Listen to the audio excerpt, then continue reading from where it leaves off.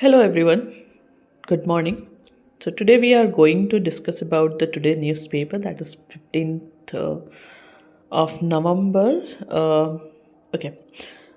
So under this news, first news we have that is Supreme Court issue pan India guidelines to halt the illegal demolition of private property. Under this news, first we have to underline the principle of the separation of power. We will discuss it separately, don't worry. So Supreme Court used the extraordinary power under the Article 142 to issue these guidelines. First, however, these guidelines and protection do not extend to encroachment into the public land or unauthorized structure. Concern regarding the illegal demolition of private property first is against the principle of natural justice, due process of law and rule of law in case of demolition of house by a state based on mere accusation. Second, violation of the fundamental right, for example, right to shelter under Article 21. There is a few guidelines from the Supreme Court that is first is prior notice. If the case is demolition, means demolition should be served to house owner by a registered post with details of the nature of the unauthorized construction, details of a specific violation, etc. In case of unauthorized construction, a 15 days notice must be given to the resident to remove the unauthorized construction or to find another place to live. Opportunity of personal hearing is also the guideline under the Supreme Court. Must be given to the accused by the designated authority. Another guidelines is personal liability of officials for violation of the court order. And the last guideline is videography and due report demolition must be recorded on the video and be produced as evidence in case of challenge to its legality. A report on actual demolition must also be placed before the municipal commissioner. So under this particular news, we have find out the very important keyword that is separation of power. What is this separation of power? Basically, as per the French jurist, separation of power means that the three organs of the government, that is legislative, executive, and judiciary, should work independently and there should be no overlap between the power of this organ. So we can say that India can follow the pure or strict separation of power. No, we are not following the strict separation of power because in India as an executive is derived from the legislative. That's why. But USA follow the strict separation of power. Okay, so this is all about this news. Now come to the next news. Next news is related again to the Supreme Court. And in this news, Supreme Court highlighted the union has not implemented its commitment to the tackle trafficking. Okay. According to the Supreme Court noted that commitments made by the union government in the case in 2015 case, that is the Prajwal and versus Union of India, it had not been fulfilled to curb the trafficking, especially sex trafficking. So, should India had taken any deal with this trafficking? Yes. And if we are talking about the steps taken to deal with the trafficking in India, so first is the statutory. See this box information. I don't have today. I don't have the digital pen, so please see this box information. So the statutory enacted Immoral Traffic Prevention Act, that is called ITPA, 1956. Next is Constitution. In our Constitution, Article 23 of the Constitution prohibited the trafficking in human beings. Others initiative is also there, that is Ministry of Home Affairs run an anti-trafficking unit to guide state on improving law enforcement responses. India has signed memorandum of understanding with country like Bangladesh to combat trafficking. Ratify the UNCTOC, that is called United Nations Convention Against the Transnational Organized Crime.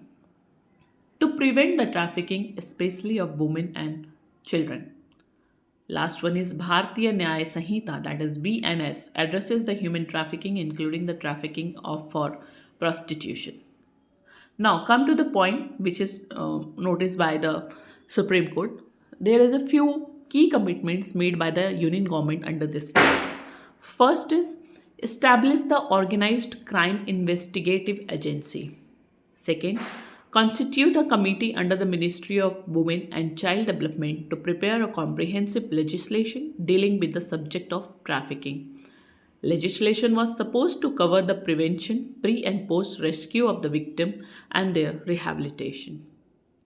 There is other few key observation of the Supreme Court is first, legislative inaction. Trafficking of person under this Prevention, Protection and Rehabilitation Bill 2018 was presented in Lok Sabha, but later it lapsed. Highlighted limitation of 2019 amendment to NIA Act, like 2008 wala. So 2019 amendment of NIA Act empowered the National Investigation Agency to take up cases of human trafficking for investigation. Court said that National Investigation Agency can prosecute offenders but does not address the victim protection or rehabilitation. What is the status of the trafficking? In India, more than 10,000 cases have been reported from 2018 to 22. Sex trafficking is one of the most prevalent form of human trafficking. It has been identified as the third largest source of profit for organized crime, following the arm and drug trafficking as of 2018. So this is all about the observation of the Supreme Court. Now come to the next news. It is related to the state of the Cryosphere 24 Lost Eyes Global Damage Report released. Before starting this particular news, I am saying to you, if you have doubts in your head that this particular news is enough for our preparation, so I said yes. Because this is the combination of the PIB, Yojana, The Hindu, Economics Times, and multiple newspapers. And here we are only presenting to those news which are very important for our prelims and mains perspective of view. Rest of the things we are not presenting in this particular paper. Okay, so here we are presenting you the two or three or five main news which are very important for our the prelims and the mains paper, and you have seen in the or you will see the previous year question paper. You can find out that particular topic related question in that question paper. So that's why I am covering the daily news of this which are presented by the Vision IAS. And I think this particular two paper news is sufficient for your preparation. Okay, come to the next point. So the next news is related to cryosphere. So State of Cryosphere 2014 Lost Ice Global Damage Report released. Basically, this report has been coordinated by the International Cryosphere Climate Initiative.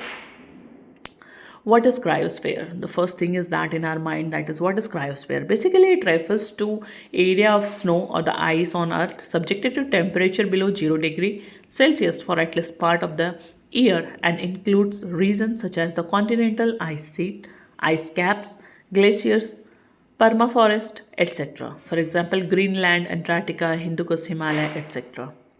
Key finding of this report is, because we have a very important things, the key finding reports, it help to our answer writing. Okay, we can make a main body parts from this particular points. Okay, in our answer writing, mains answer writing.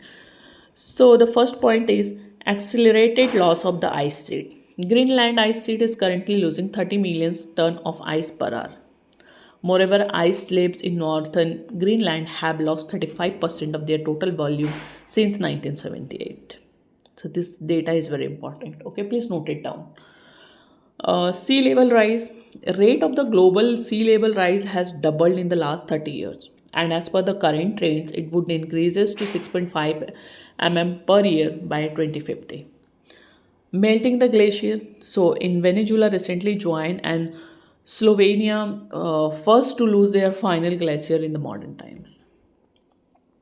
So, is there any initiative to protect the cryosphere? Yes, there is. So, the first initiative is United Nations General Assembly has approved the 25 to 2034 as Decade of Action for Cryospheric Science. World Meteorological Organization has adopted four high level ambition for cryosphere. India has launched national mission for sustaining Himalayan ecosystem to assess the health of the Himalayan ecosystem, including those of glaciers. Now, what does the impact of the cryosphere affect the global climate? So, under this first point is weakening of Atlantic meridional overturning circulation and slowing of Antarctic circumpolar current affecting the global ocean circulation. Increase in permafrost thawing may worsen the local damage and the global feedbacks. Permafrost thawing means melting of ice inside the permafrost, leaving behind water and soil. Decreases reflective ability of sea ice, leading to the greater warming at both poles, greater CO2 emission, and increased depletion of ozone layer. Last point, risk of catastrophic floods from glacial lake outburst floods. I'm really sorry about my background noise. Please forgive me. Now come to the next news, that is the Reserve Bank of India releases 2014 list of domestic systematically important banks, that is called DSIB. So what is this DSIB? First thing is that in our mind, right? So this DSIB means these are the systematically important due to their size, cross jurisdiction activity, complexity, and lack of substitute and interconnection. It also means that the bank is too big to fail. If DSB fail, there would be significant disruption to the essential services, to the banking system, and the overall economy. So, State Bank of India, HDFC Bank, ICICI Bank continue to identify as DSIBs in the RBI 2024 list. So just remember the bank name because it is important for your prelims data. State Bank of India, HDFC Bank, ICICI Bank continue to be identified as DSIBs in the RBI's 2024 list. Declaration of DSIB. Based on the DSIB framework of RBI, framework is based on the Basel Committee on Banking Supervision Framework. Banks having size as a percentage of GDP equal to or more than 2% are considered for the DSIB list. Banks are placed in five buckets on the basis of the additional common equity tier 1 requirement as a percentage of risk weighted assets. Bucket 1 bank have to maintain lowest CET1 and bucket 5 banks have to maintain highest. Okay, one important announcement here. If you are suffering difficulty to understand that what is the common equity, what is the risk weighted asset, so the terms is defined in the box. You can please read this box information where the risk weighted asset, common equity, it's all are mentioned here. Okay, this information will definitely clear your doubts. Now come to the last point of this particular news. In case a foreign bank having a branch presence in India is a global systematically important bank, it has to maintain additional CET1 capital surcharge. Financial Stability Board releases the list of GSIB. Who is releases the GSIB list? Financial Stability Board. Okay, and who releases the DSIB list? It's RBI. Okay, clear this 2 point? Fine. Now come to the next point. Our next news is related to the science and technology paper, and it's related to the celebration of Bose-Einstein statistics. that is called BE statistics. What is why it is news? Let's see. In 1924, Satyendranath Bose proposes a new approach to understand the behavior of particles or photon based on the quantum theory. His collaboration with the Albert Einstein eventually led to the postulation of BE statistics. What is BE statistics? Understand this thing. BE statistics describes a way in which a collection of non interacting and indistinguishable particles may occupy a set of available discrete energy states at thermodynamic equilibrium. Its simple word it explains how particles distributed themselves in an available energy state. Particles which obey BE statistic principle are referred to as a boson, named after the SN Bose. Bosons are fundamental articles that have integer value of a spin 0, 1, 2, etc. For example, photon, gluon, etc. What is the significance or relevance of BE statistics? The first significance or relevance of this base statistics is it's enabled first quantum revolution in 20th century. So the first relevance or significance we know that it in 20th century which helped in development of the technology such as the lasers, the transistors, magnetic resonance imaging, and semiconductors.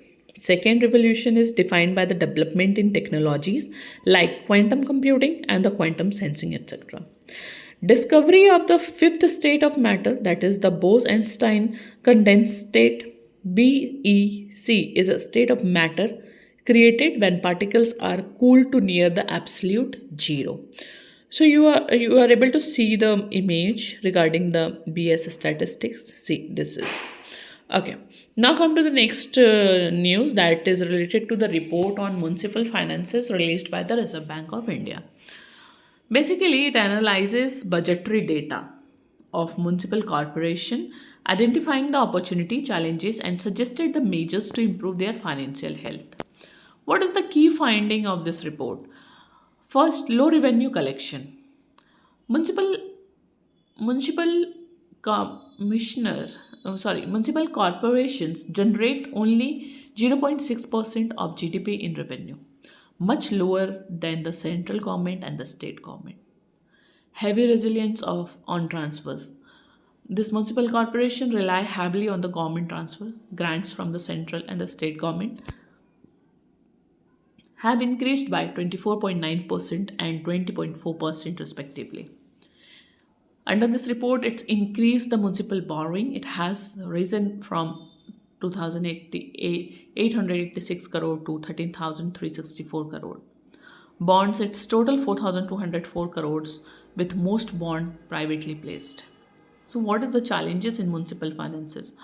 Lower revenue compared to advocated economies, advanced economies, underdeveloped municipal bond market, low operational flexibility. What is the recommendation of this source or this list? Enhancing the revenue sources, reform property tax, rationalize user charges, transfer from state government, as FCS should recommend it timely and predictable state transfer, improvement in cost efficiency by digitization, use the public private partnership in urban transport, waste management, and renewable energy. Innovative financing, a smaller MC should explore the option of the municipal bonds, green bonds. Financial transparency, adopt of practices such as the National Municipal Accounting Manual. Revenue source of urban local bodies is mentioned here. If you want some examples related to the tax revenue, non-tax revenue, so here is the example is provided. You please take the note.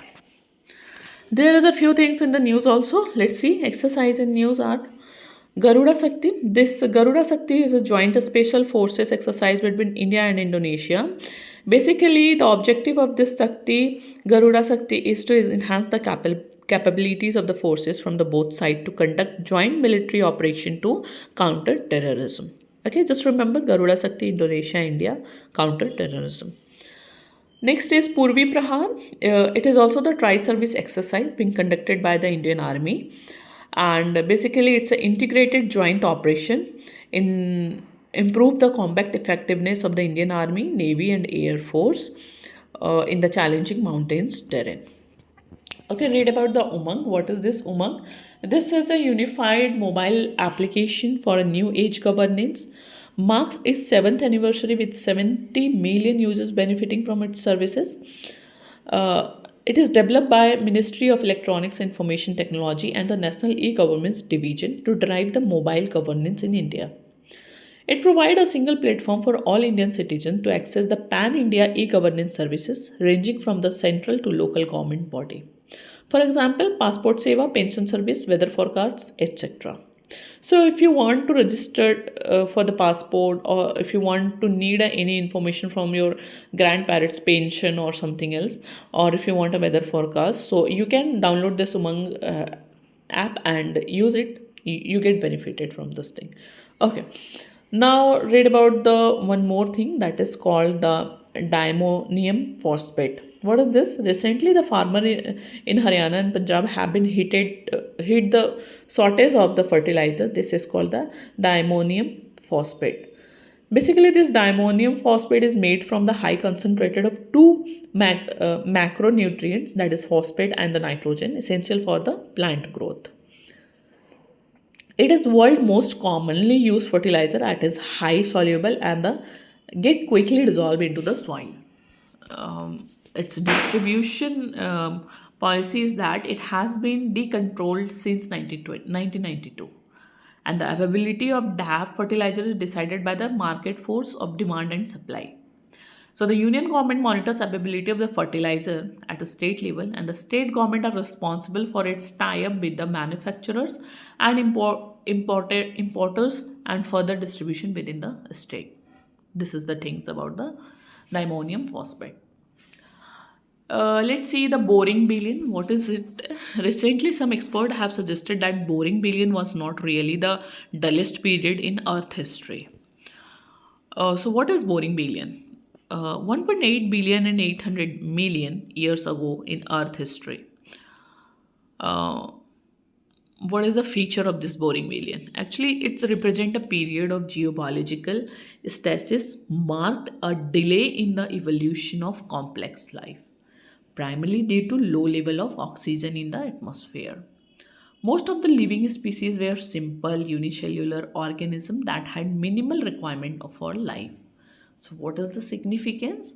It reflects energy centering challenges, prolonged nutrient, climatic, atmospheric, and tectonic stability in the past.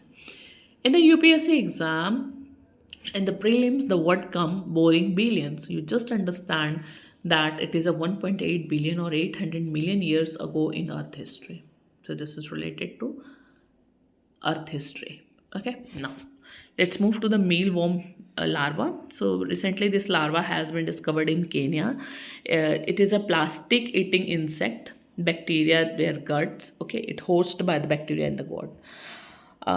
First African native insect species it is, and it is commonly used the plastic material used in packaging for the food, electronics, industrial product, etc.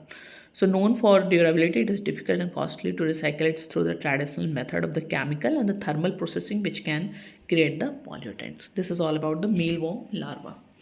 Now come to the water rules 2024. What is it? Union Environment Ministry notify water, that is prevention and control of pollution, manner of holding inquiry and imposition of penalty, rules 2024.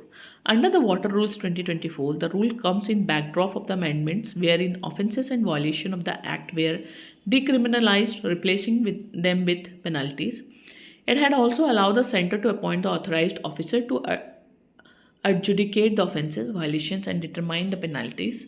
What is the significance behind it? It basically reduce the burden on the judicial system, encourage the compliance through the financial disincentives. Okay, let's read about the swastik initiative. What is swastik? Let's abbreviate first. Scientifically validated societal traditional knowledge. It is coordinated by the CSIR and ICPR that is National Institute of Science, Communication and Policy Research. The objective behind this swastika is to preserve the traditional practice, promote the scientific validation of tradition, and inst- instill confidence in their scientific value. The significance is disseminated, significantly validate the traditional knowledge through the social media in 17 languages, facilitates the interdisciplinary research and the immediate validation of the traditional knowledge through the modern science. Guidelines for coaching sector. So here is the few guidelines. Central Consumer Protection Authority has issued the guidelines for prevention of the misleading advertisement in the coaching sector. What are the key guidelines? It explicitly prohibited coaching center from making false claim, misleading representation of the quality, and creation of the false urgency. Violation of guidelines will be treated as the contravention of the Consumer Protection Act 2019. So CCPA, it has been established under the Consumer Protection Act 2019 to regulate matter relating to violation of the right of consumers, unfair trade practice and false or misleading advertisements. So today we are talking about the one country, that is Philippines, and Philippines capital is Manila. You can see here. Here's the map. Uh, Under this map, see, this is China, this is Laos, Vietnam, Cambodia, Malaysia, Indonesia, and here is the Philippines, right? So its capital is Manila. Oh, let's read about some information about the Philippines. See, India and Philippines unveiled a logo marking 75 years of their domestic tie. Some political, if we know about the some political features about the Philippines, that the location of the Philippines is island country of the Southeast Asia, and it's surrounded water bodies: South China Sea, the Pacific Ocean, the Sulu and the Celebes Sea, and the Bashi Channel. If we are talking about the geographical features of the Philippines, so three major island group here: Luzon in the north, Visayas in the middle, and the Mindanao further down in the south. Major volcano is Mount Pinatubo, etc. Highest point is Mount Opo, and the major river is Cagayan River and Mindanao. Okay, so this is all about for today. We will meet tomorrow for the new information. Thank you so much for listening the complete video.